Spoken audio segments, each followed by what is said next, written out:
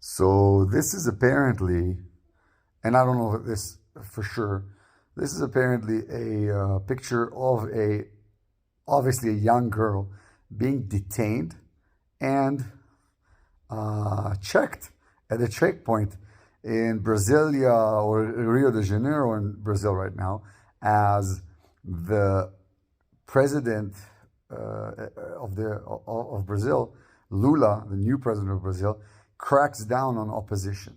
Now, whoever understands or whoever's been following what's going on, Brazil is spiraling into a authoritarian state very quickly. I never ever imagined that in my lifetime I would see these things happening. The blowback, the revenge, the vengefulness that the Lula regime, I would call it now,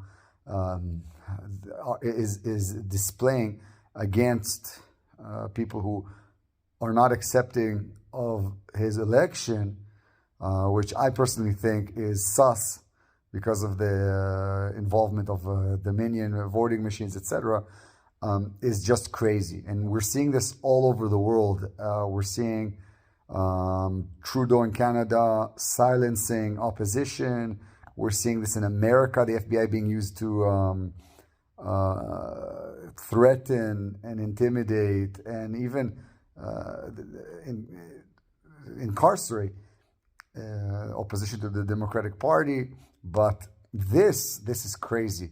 Obviously, Bolsonaro had a very, very strong support, popular support. And the amount of people I've been following, the amount of people that I have seen coming out in droves to support him is really, I'm shocked that Lula won, and I really don't believe he did, because this all seems to be orchestrated. Now even Glenn Greenwald is catching on, and I love Glenn Greenwald usually, but he's been wrong on the wrong side of the argument on this one. He's been a little too even-handed, and now the mask has been lifted, and we all can see who's the real authoritarian. There has not been this kind of behavior on the part of Bolsonaro's against people who are opposing them. There has not been this kind of behavior. You can look back at all of the conversations that they had between him and the mayors of several cities, and of course the judiciary branch there. And they were in strong disagreement, but the rule of law and this kind of tyranny wasn't implemented. But now we see who's implementing the tyranny. We see now who's the real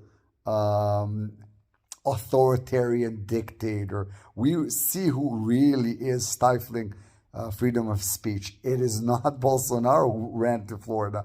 It is Lula and his people.